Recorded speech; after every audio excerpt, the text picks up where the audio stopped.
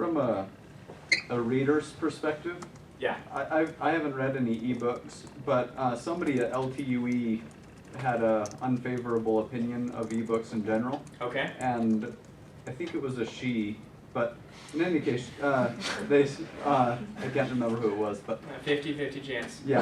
Actually, slightly better chance, technically. It is a she. In any case, she said that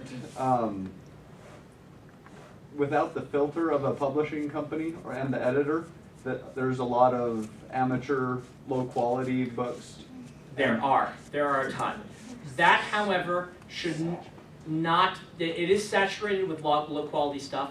However, that's like saying, you know, that, again, most of the fish that you're going to see are inedible. Yes, they are, but they're still good ones. And it's the same thing with self-publishing. You've got an uphill battle, but it is not necessarily, it's not a good idea to correlate the fact that a lot of amateurs are self-publishing, therefore only amateurs self-publish. That's a logical fallacy. There are some good people doing good work in the self-publishing field, but the issue is, if you would go to a New York publisher, they are filtering out most of that stuff. They are still going to publish some stuff you're going to think is just like terribly low quality. Most of it's not hitting the bookshelves. I would say that the self-publishing world probably has a similar level of quality in a lot of its books, except all the stuff that normally would be ejected is also getting published. And so it creates a really, really big field full of, yeah. Are there things you can do as a self-publisher that make you either more or less attractive to A New York publisher? industry publisher? Right now, basically a lot of the stigma is gone. If you sell a certain number of copies, that's all they care about.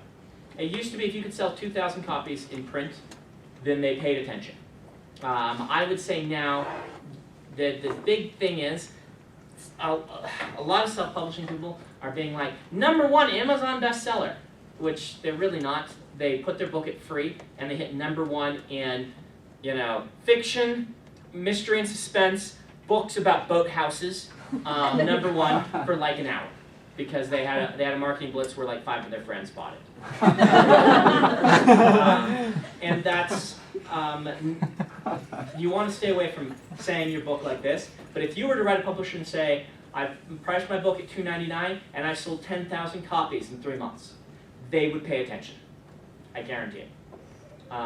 Your sales rate has to back that up on Amazon, but they would pay attention if you were doing that. It's all going to come down to numbers with that. And it could be, a lot of people think the way it's going to go, you're next, I'll get you.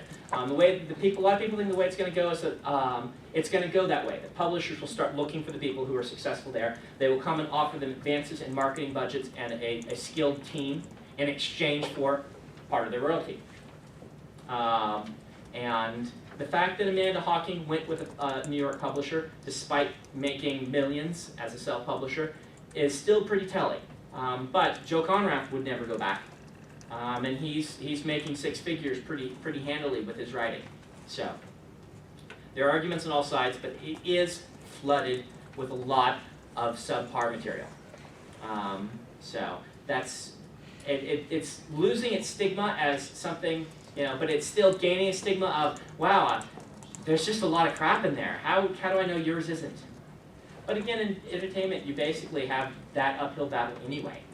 A lot of people say, oh, I read some of that fantasy stuff and it was all terrible. Why is yours going to be any better? I was just going to ask, are there certain markets that are that have a higher percentage of readers that have ebook readers? Yes, it's a good question. I should have mentioned that. Generally, selling the best right now tend to be the short, quick thriller style books or the short, quick romance style books.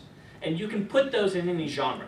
Amanda Hawking was quick urban fantasy teen romance, I believe. Joe Conrath is the quick thrillers. I could be wrong on that. How many words are those? I haven't actually bought one to count the words, but I tried to look and guess based on kilobytes, and they looked like they were about 80,000 was kind of the sweet spot. They may be a little shorter. You could email Joe and ask him, or you could get one of his books or something like that. I don't know how, but it seems like the short, quick books are really selling much better, and romance is really dominating with thrillers second behind.